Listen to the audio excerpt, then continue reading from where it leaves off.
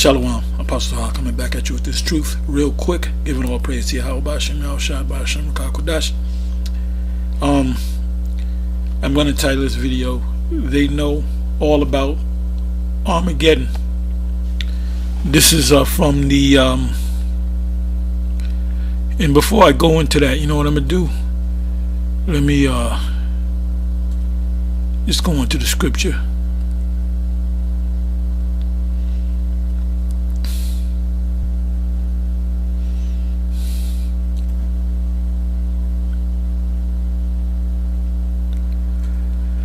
At Revelation 16, the 16th chapter.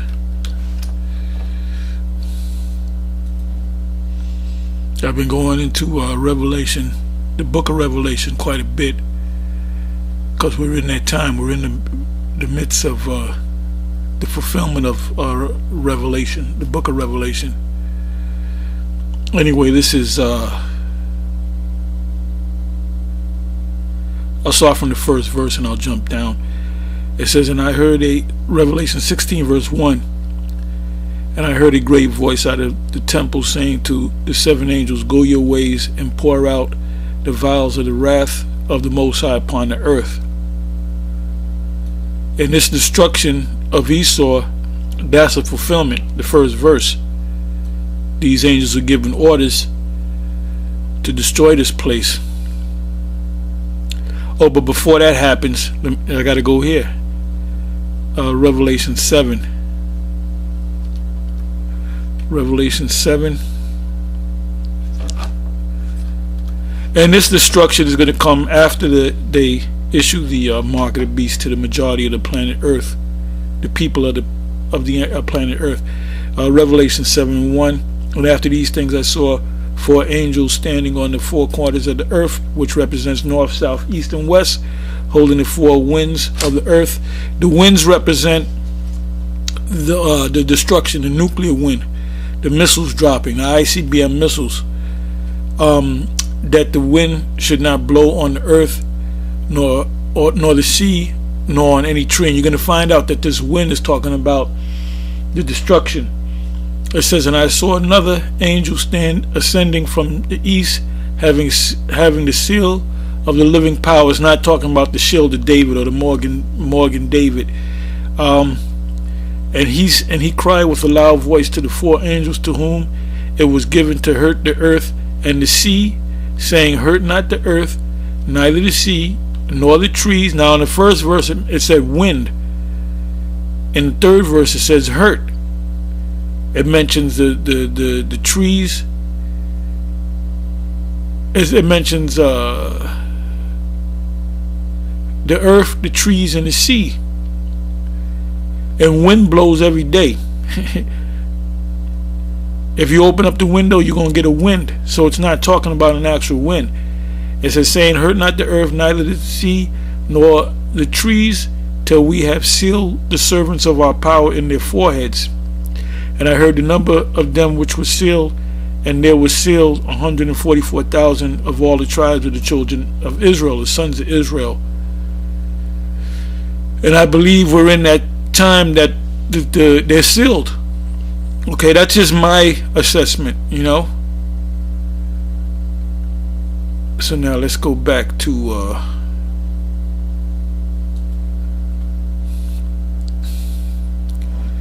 Revelation 16 verse 1 again. And I heard a great voice out of heaven saying to the seven angels, go your ways and pour out the vials of the wrath of the Most High upon the earth. That's that wind.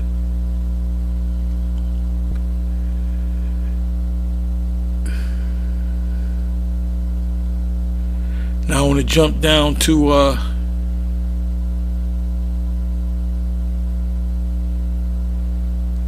I'll jump down to the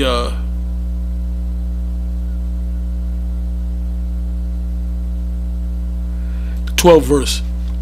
And the sixth angel poured out his vial upon the great river Euphrates, that's in the Middle East, obviously, and the water thereof was dried up, that the way of the kings of the east might be prepared. It's talking about the leaders of the Middle East. And I saw three unclean spirits like frog come out of the mouth of the dragon, and out of the mouth of the beast, and out of the mouth of the false prophet. The false prophet represents Esau's Christianity, plantation Christianity,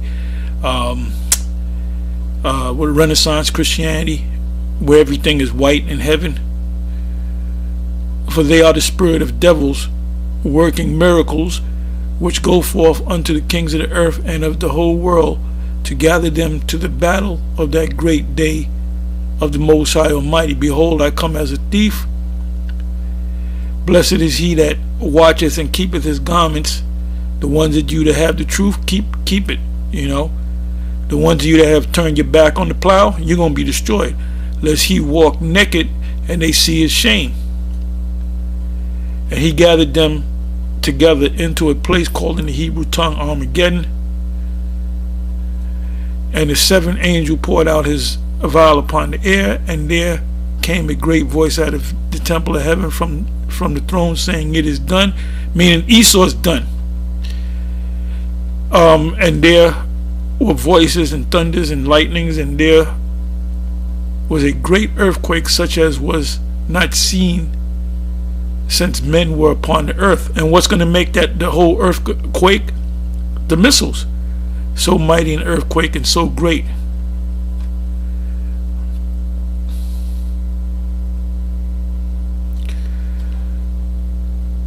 So Esau knows about this.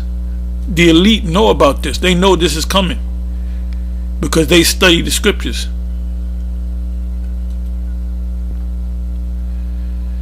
Okay, where am I?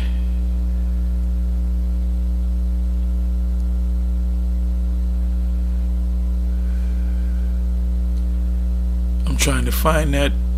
Okay, I got it. This is back at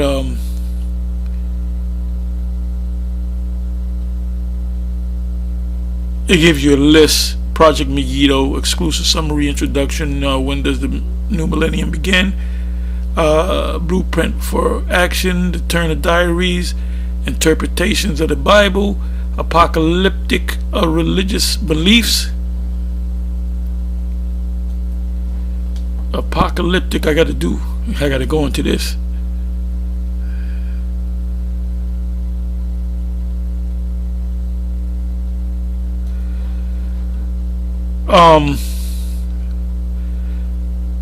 Apocalyptic religious beliefs, the New World Order conspiracy theory, and the year 2000 computer bug, and I remember that, gun control laws, Christianity. They pass these laws to take away your guns because when they come in to enslave the world, they don't want shots to be fired at them. That's why they're passing so many laws. It says Christian identity, white supremacy militia, black Hebrew Israelites, apocalyptic cults, the significance of Jerusalem, conclusion.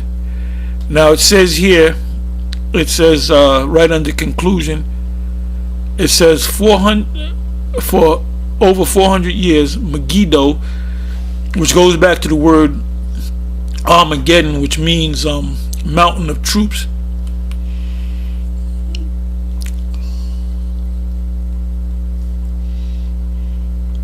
It says a hill in northern Israel has been the site of many battles. Ancient cities were established there to serve as a fortress on the plain of Jezreel. Jezreel means is Yazariah, which means the seed of God, to guard a mountain pass. As Megiddo was built and rebuilt, one city upon the other, a mound or hill was formed. The Hebrew word Armageddon means hill of Megiddo. It actually means mountain of troops. In English, the word has come to represent battle itself. The last book in the New Testament of the Bible designates Armageddon as a sudden point in the apocalyptic setting of God's final and conclusive battle against evil. The name Megiddo is an apt title for a project that analyzes those who believe the year 2000 will usher in the end of the world, and who are willing to perpetrate acts of violence. They ain't talking about us. We waiting for the ships. Acts of violence to bring that end about. So they know about the Armageddon, but and they're saying that you have Christian. Let me go back to that. They give you a list. Christian identity, white supremacy, militia, black Hebrew Israelites, apocalyptic cults, the significance of Jerusalem. So it says Christian identity. Now when they push this mark, and I keep speaking about the mark because this is the next big thing, you're gonna have a lot of so-called Edomites. You're gonna have a lot of Edomites. Well, I'll say so-called Edomites because a lot of them are actually Israelites that look like Edomites. They're gonna protest the mark of the beast. They're gonna not want to take it, and then you're gonna have Israelites that's not gonna want to take it. Then you're gonna have many groups that are gonna scramble because they don't know what to do. I'm talking about the groups outside of GMS.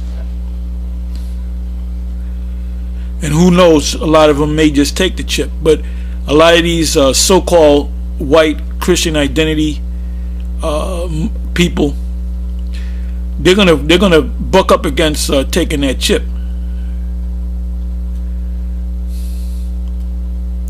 Anyway, I said I was gonna make this short, and with that, I'm gonna go on to the next one. Shalom.